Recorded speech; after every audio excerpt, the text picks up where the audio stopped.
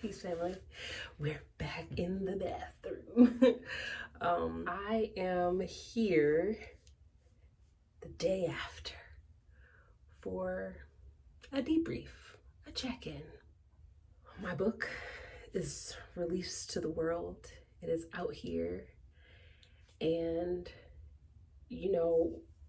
my best friend asked me, how does it feel to have published a book, to be a published author?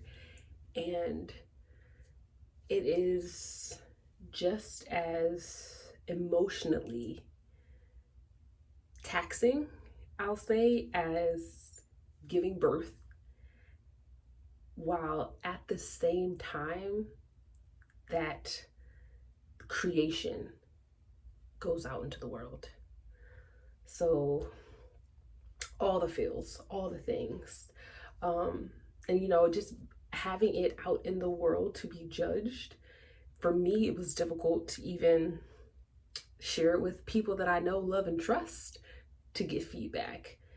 Imagine giving up your creation to people that you don't know for their critique, their criticism, and feedback.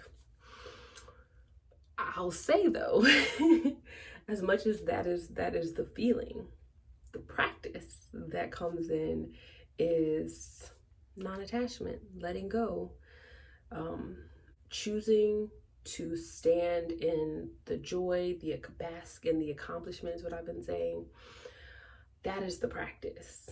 And it was interesting because during the book launch event that I had yesterday in person, I will be doing a virtual one. I'll also put the link down below if you would like to join me for a virtual book launch celebration, because as I shared in the acknowledgments of my book, and as I often talk about, like, my digital community was like my home away from home, when my physical reality was not welcoming to me evolving. So my digital family, I always have a place for you in my heart, and I want to celebrate with you as well. But going back to the book launch yesterday in person, someone asked me a question that I really hadn't considered almost explicitly. And the question was, how did my yoga teacher training and yoga practice show up in the book, and like what lessons came from that? And I was like, ooh, that's good. Because for those that may not know, I am a yoga teacher. I went through yoga teacher training 2 years ago, 2 or 3 years ago at this point.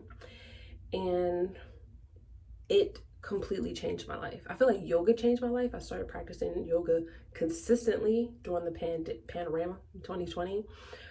But I had always had a love for yoga. But prior to taking yoga teacher training, I centered yoga around the postures, which most people do, like the actual bending, the practice of asana. Well, that is just one limb of the 8 limbs of yoga. And it's not even the first step.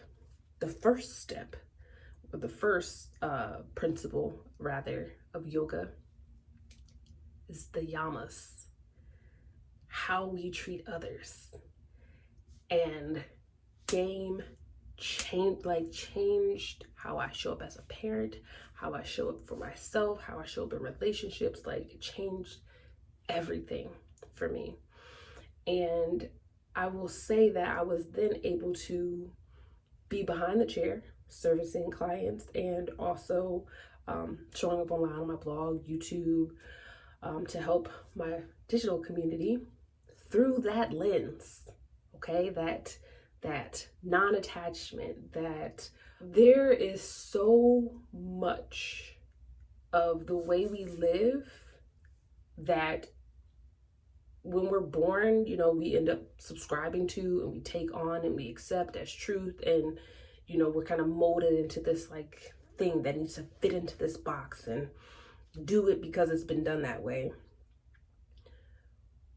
Whereas with the practice of yoga and the practice in particular, I will say, through this lock journey, or through this just journey of self-expression, honestly, it is non-attachment, like letting go of what people may think of you, letting go of how you're supposed to look, letting go of what it should be, letting go of just expectations.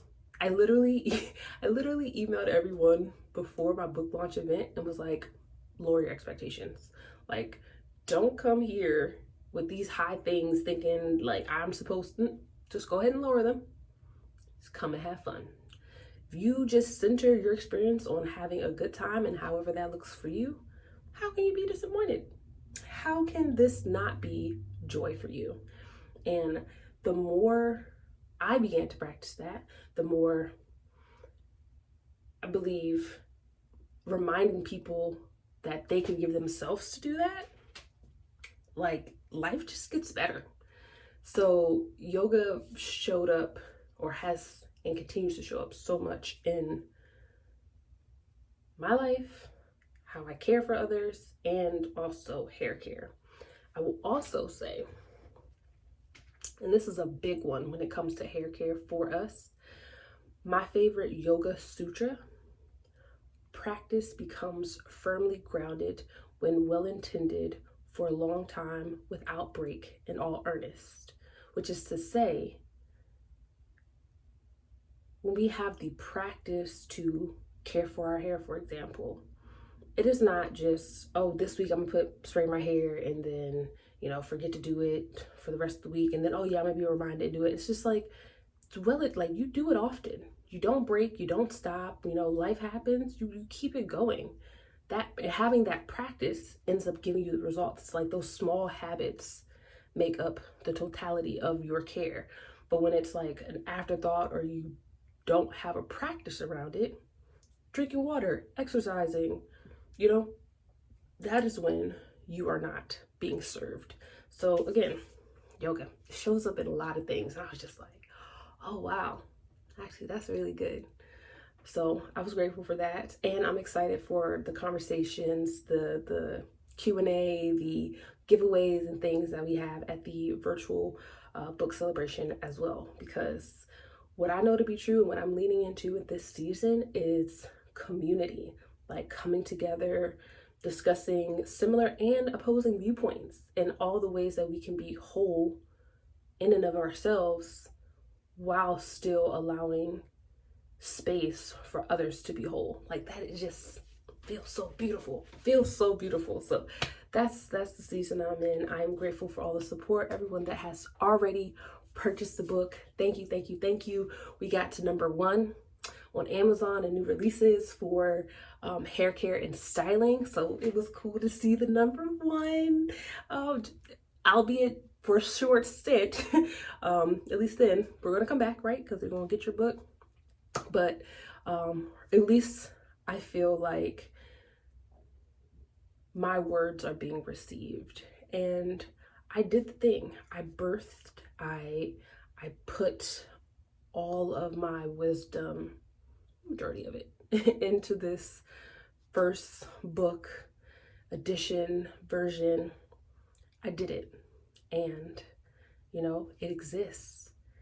And it was hard.